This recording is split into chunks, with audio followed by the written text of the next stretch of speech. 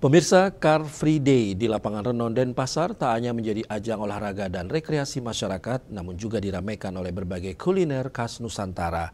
Dari tahu gejrot, bakso goreng hingga jajanan mochi, semua menjadi daya tarik pengunjung setiap minggunya.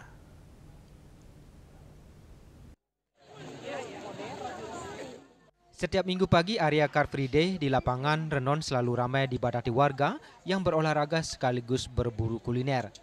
Beragam jajanan tradisional hingga modern tersedia di sepanjang jalur area Car Free Day, menjadi daya tarik tersendiri bagi pengunjung. Salah satu yang banyak diminati adalah tahu genjrot khas Cirebon. Dengan cita rasa pedas dan gurih, kuliner ini sukses memanjakan lidah para penikmatnya. Tahunya lembut, khas. Bumbu apa aja nih yang dipakai? Gula merah sama asam.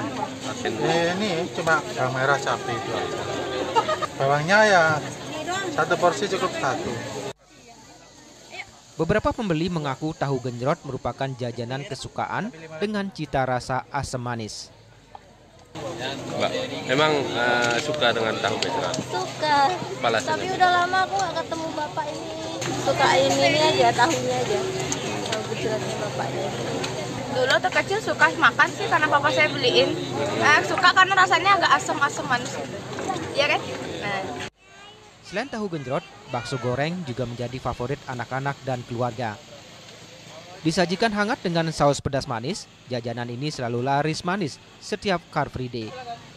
Tak ketinggalan mochi, jajanan lembut dengan isian kacang dan tekstur kenyal menjadi pilihan penutup yang manis bagi pengunjung. Suasana hangat dan semarak CVD Renon semakin lengkap dengan kehadiran aneka kuliner yang tak hanya menggugah selera, tetapi juga menggerakkan perekonomian pelaku UMKM lokal. Indrawan, Bali TV.